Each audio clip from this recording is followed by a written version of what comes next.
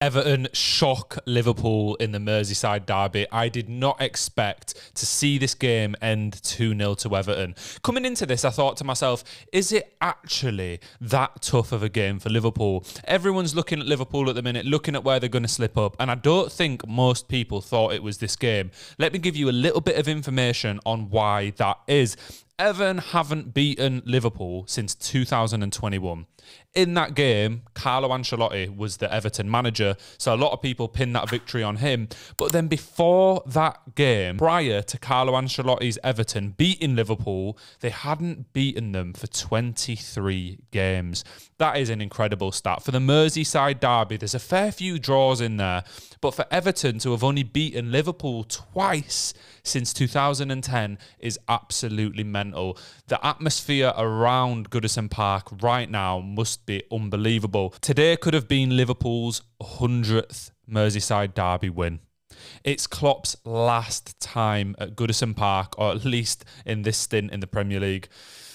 You know they really wanted to win this. Liverpool will have been doing everything in their power to win it. But today it just looked like they didn't show up. They weren't at the races. There was no point in the game. They were consistently attacking Everton. And it looked like Everton throughout the game just were physical, brutal, and held Liverpool accountable, to be honest. Let's jump into the game, talk about a few of the big moments, talk about what happened. Everton had a really, really bright start. Decore had a decent chance pretty quickly. Everton won a penalty in the 5th minute that was chalked off rightfully for offside, but that kind of set the tempo for how the first half was going to go. Calvert-Lewin won a header from a set piece. He should have done better with that, but then he ended up scoring later on in the game. But the Everton goal was just bundled into the back of the net. Sometimes they're the type of goals you get in derbies, and that's just how it goes. But Liverpool's defence was all over the place. They were getting bullied, and this goal was Liverpool just couldn't win the ball back. Ding, ding, ding, ding, ding. Eventually went in. It was Branthwaite's goal in the end. Calvert-Lewin nearly got there. He tried to steal it. I know his goal figures aren't that good this season, but come on, lad, at least let Branthwaite have the goal. He did get the goal. It was already in the net by the time Calvert-Lewin got a foot on it. Nunes, not too long after, had a fantastic chance for Liverpool. One-on-one with the goalkeeper, and Jordan Pickford stood tall, but it was shot straight at him. Nunes really should have done better with this opportunity. And that's now 6 games for Nunes without a goal, which for a player up to 6 games ago was in fantastic form. I know it's easy to say players dip in and out of form, but it felt like he had maybe turned a new corner. And then in the last few games, those mistakes start to creep back in. Obviously, he didn't start last game against Fulham, but today him and Salah are back on. Jota's injured, which is really unfortunate for Liverpool because he has been consistently good when he can play. Unfortunately, he's injured like 50% of the time, so he's not going to play a lot of the time. But a big miss for them in Jota. And then not too long, about 10 minutes after the Nunes chance, Diaz has a decent chance as well. Straight at Pickford again. Both of Liverpool's good chances in the first half were straight at Pickford. Don't get me wrong, I don't think Pickford's a fantastic keeper, but he stood tall for both those chances, made himself big, did what he needed to do. And it meant going in at half-time, it's 1-0 to Everton. Towards the end of the second half, Liverpool started to get in the game more. I just mentioned those 2 chances that they had within the last 10 minutes of the half. You could tell Everton had burnt out and used a lot of their energy with high pressure, winning all the physical battles. So going in at half-time with 2 decent Pickford saves, poor missed opportunities from Liverpool is massive for them. And then, to be honest, when we go into the second half, it started relatively slow. For the first 10-15 minutes, it was a little bit boring. And then all of a sudden, Dwight McNeil, I think it was, had a pretty powerful shot from the edge of the box, one that Alisson you would expect to save, and he saved it easily, which leads to the Everton corner, which Calvert-Lewin headed home. Calvert-Lewin hasn't had the best overall season. The last couple of games, he's done pretty well. And today, he was exceptional.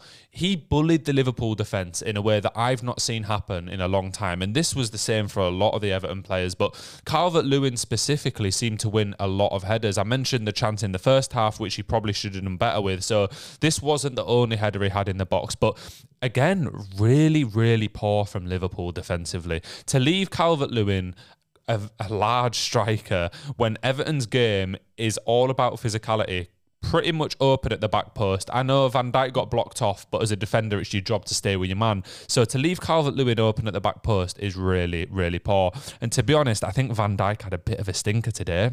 He threw a paddy, got a yellow card. It's not like him, is it? One of the best centre-backs in Premier League history. I think he'll be looked back at in that light. But today really wasn't Van Dijk's day.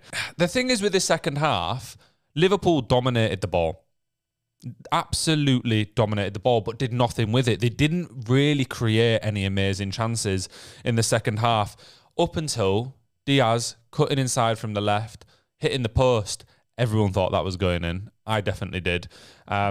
Diaz was actually the best Liverpool attacker on the pitch by quite a distance, and I think he's pretty overrated most of the time. I think the issue with Diaz is he doesn't generally have amazing end product, but today it seemed like, in fact, not just today, for the last couple of games, it seemed like Salah is off the boil. Liverpool fans, is it time to sell Salah? If a bid comes in from Saudi Arabia this summer, are you going to take it? I certainly would. If I was a Liverpool fan, I'd be thinking, if one of those big money bids comes in for Mo Salah this summer, it might just be time to cash in. But after Diaz hitting the post, not much else happened, to be honest, until the end of the game. But I think for Everton, this all but guarantees safety. They're practically going to be in the Premier League next season. And I must admit, as a Leeds fan, there's a bit of bad blood there with Everton, mainly because they had Lampard as a manager and we were battling them in that relegation period. I do think they're a club that deserve to be in the Premier League. I'm a little bit of a traditionalist in that sense. I think Everton, huge club, really loyal fan base, obviously got that new stadium on the way, which I'm quite excited to see once it opens. It looks like they've kept it quite old school, which I also really like. Yeah, they deserve to be in the league, and this pretty much guarantees their safety, which for the Premier League as a whole is a good thing. It's been rough on them though, hasn't it? 8-point deduction. Rightly so. I'm not one of those that's going to feel sorry for someone when they've broken the rules. I'm waiting to see if City get relegated to League One, because let's face it, we'd all love it if City got relegated to League One. Is this it for Liverpool? I think it is. I think we can all admit now that Liverpool's push for the Premier League title this year is over. So that means already out the Europa League, out the title race now, in my opinion. Come back to this video if they somehow manage to get back in it. But after that Arsenal victory yesterday, and with the fixtures that City have left, I really don't see Liverpool getting back into this now.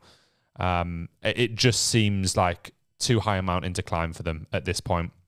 Klopp has been revolutionary for the club. He'll be really, really disappointed to lose today at Goodison Park. But this is what happens. I'll say this is what happens, but Everton have been absolutely awful in these fixtures. Again, let me reiterate my facts from earlier. They'd beaten Liverpool up to today twice since 2010, and now they beat this Liverpool team: Salah, Diaz, Robertson, Van Dijk, Trent Alexander-Arnold. Who would have thought it? I thought that this was an easy Liverpool win. I even had it in my ACCA, so Jurgen Klopp has kind of played me with that one. But yeah, let me know in the comments, do you think that Liverpool really have any chance of winning the league now? And also, I've touched on this before. I think this now draws to a close Jurgen Klopp's trophy cabinet at Liverpool, of course. And I think that Jurgen Klopp has underperformed in terms of the trophies he's won. If you look at that Liverpool squad, I know it took a year or two to get it firing, but this is the second time they've been in and around that title race. No, not the second time. The second time they've been right up there till the end of the season and not managed to get it over the line. And they also got to a Champions League final and lost. Really, really poor exit in the Europa League this year. I don't know. Let me know. Do you think that Jurgen Klopp should have won more with Liverpool? Because I genuinely do. But anyway, thanks for watching.